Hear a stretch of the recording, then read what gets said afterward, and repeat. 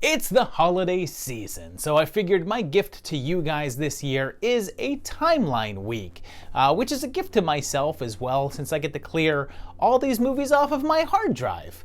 To kick things off, we're going to the sci-fi realm and we're going to cover the Cyborg films. And a little while back I did the Nemesis movies, and these are sort of connected, so it seemed as if it'd be a good time to check this out and see if the timeline makes sense or if we just need to reboot.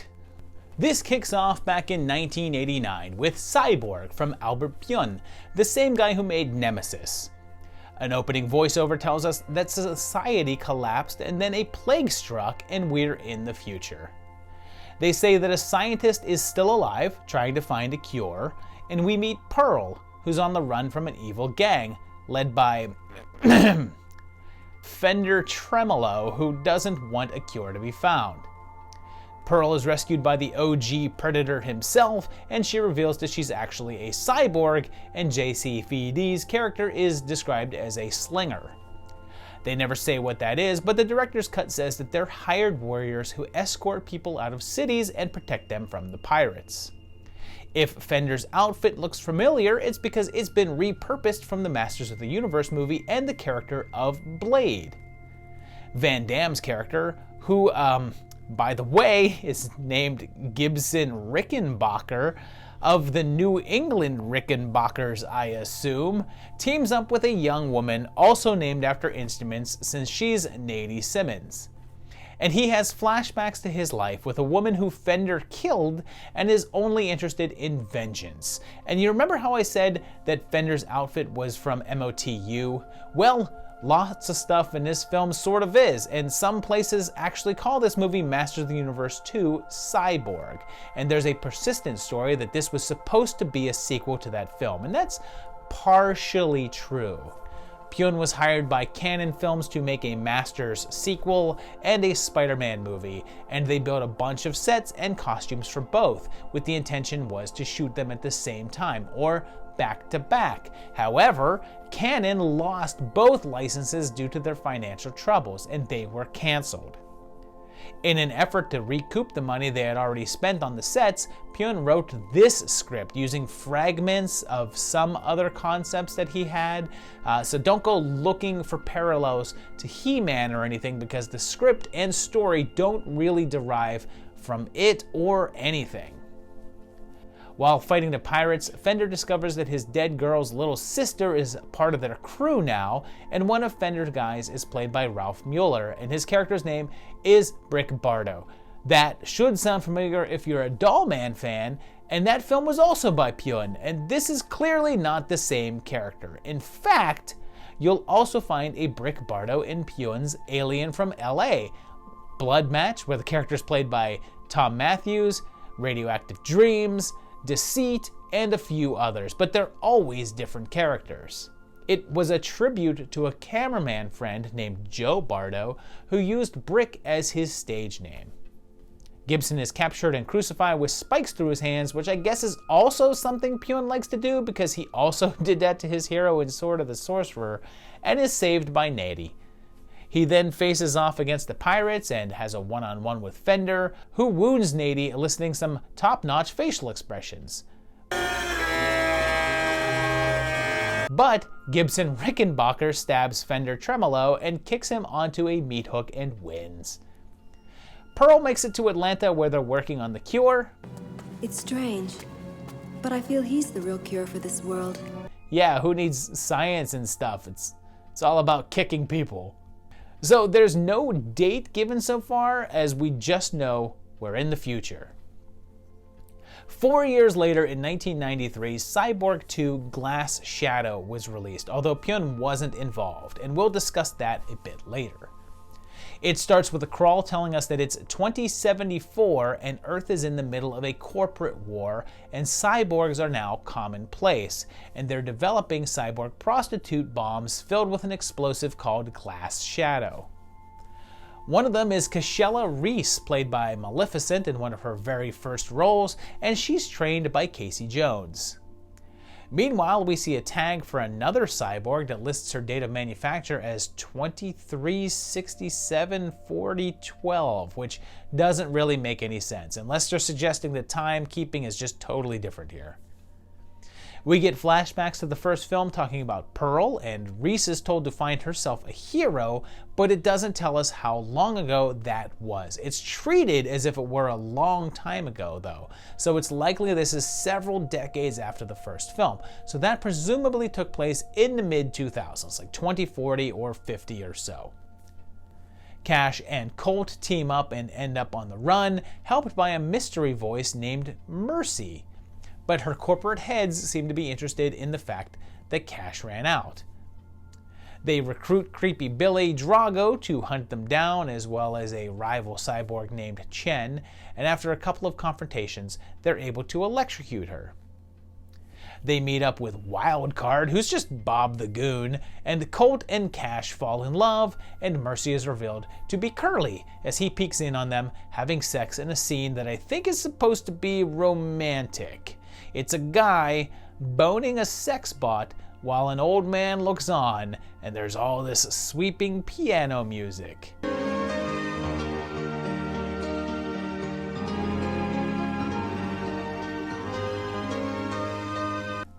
It's kind of weird. Colt goes to fight in this tournament that they need to win to get passage on an escape ship, and Bench enters as well. The two face off and Colt wins, killing Bench, with Mercy coming out of hiding to give them time to escape. He then tricks the head of the Pinwheel Corporation and a glass shadow bomb detonates, killing them both. Colt and Cash escape to Africa and live a new life, and time passes as he ages while she does not. 1 year later, the trilogy was completed in 1994's Cyborg 3: The Recycler, and I love that title.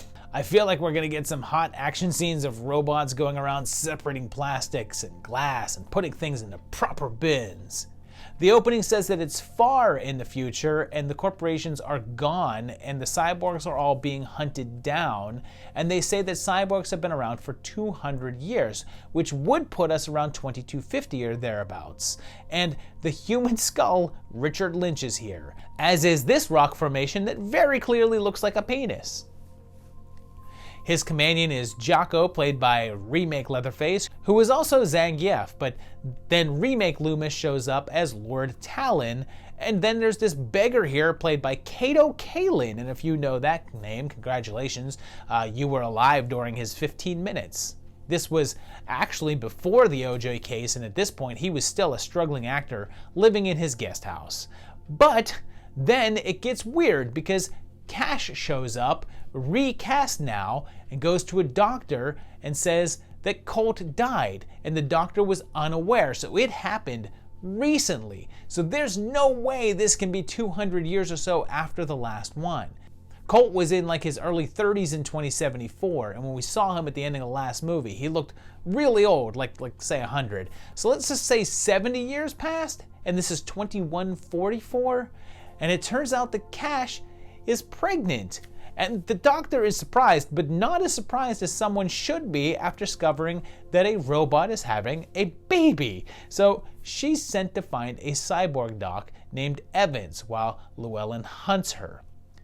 She finds Evans, and it's good old Billy Peltzer, and he says that Cash is 80-year-old gear, so it seems that this is around 80 years after the last movie, since in that one she was pretty fresh, which would confirm this at around 2150 or thereabouts.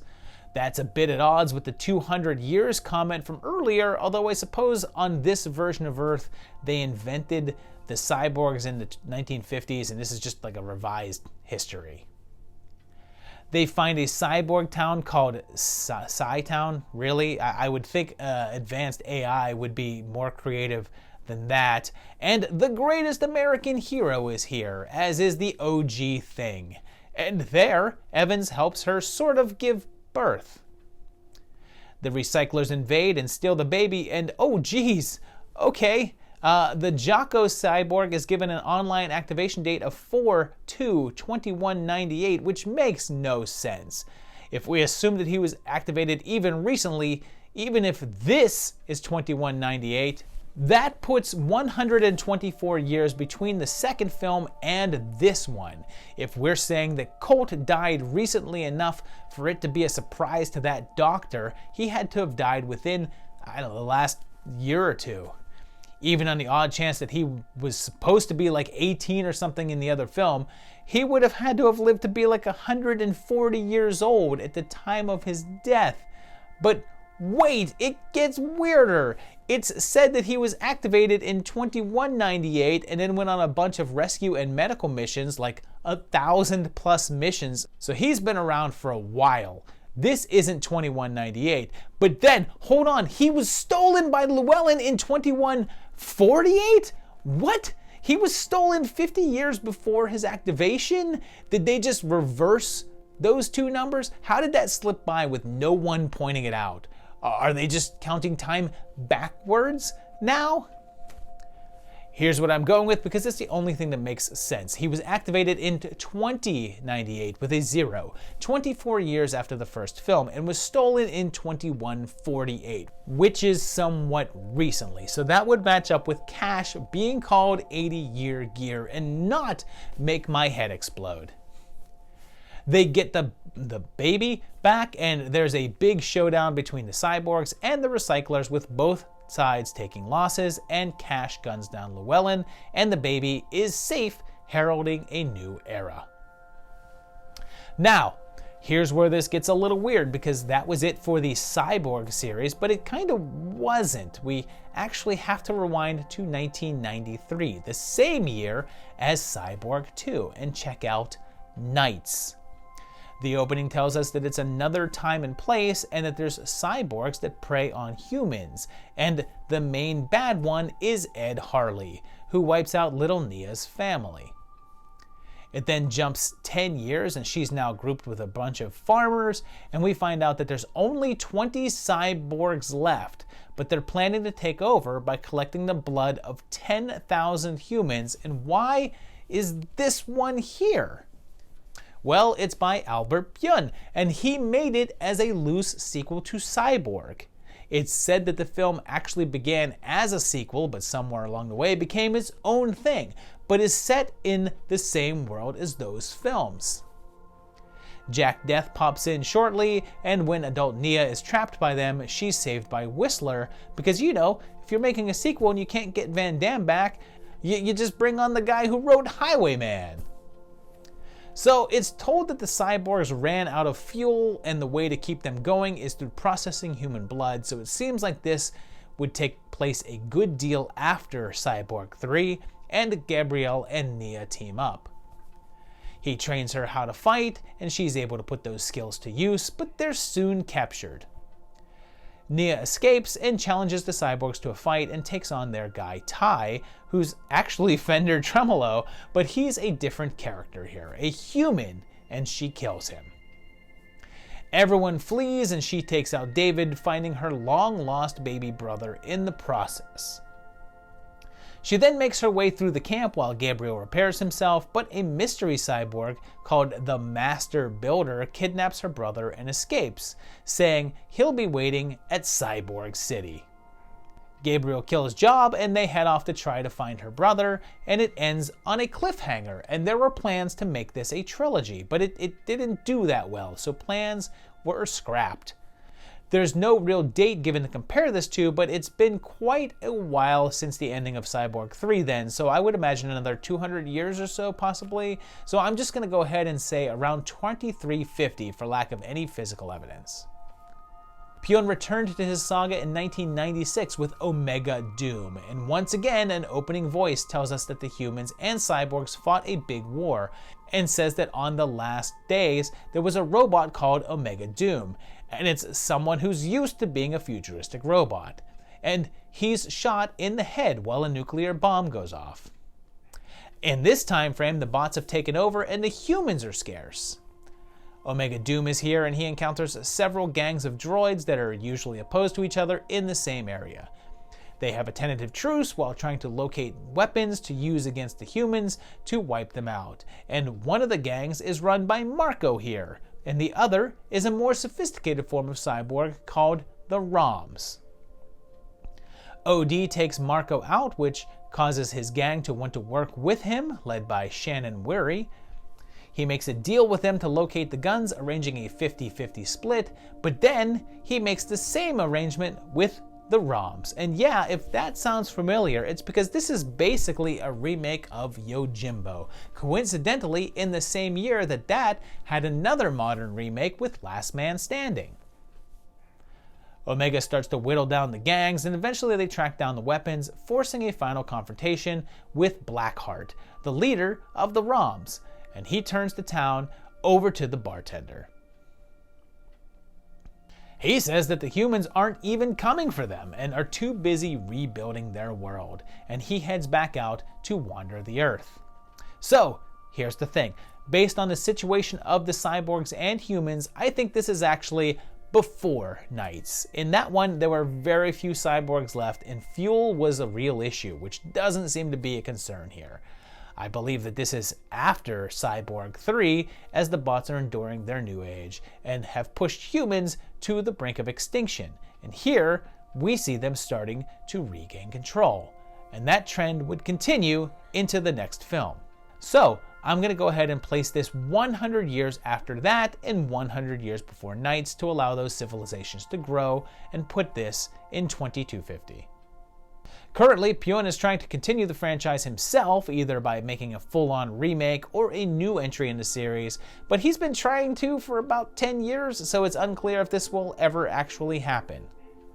More recently, it was announced that he was working on making Cyborg Nemesis: The Dark Rift, a crossover film between this and the Nemesis series, and given the themes between the two, it's possible that they take place in the same universe, although I would guarantee that the timeline would then make even less sense than it does now.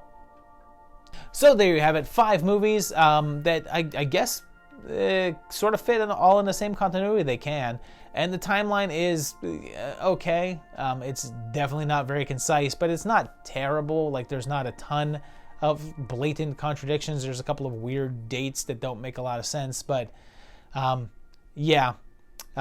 not the most sensical thing, but it's not, it didn't drive me that insane. And yeah, these are fine. They're kind of bleh. None of these are that exciting. They feel very much like just stock straight-to-video films of that particular era, that like kind of mid-90s, straight-to-DVD,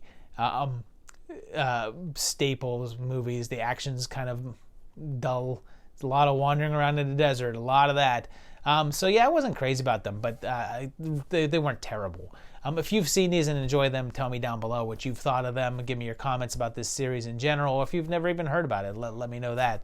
And yeah, if you enjoyed the video, hit the like button. If you like what you see, hit subscribe button. If you want to, go check out my Patreon page at patreon.com/movietimelines and help support the channel like these guys do over here. And I'll see you tomorrow for another great video as Timeline Week continues.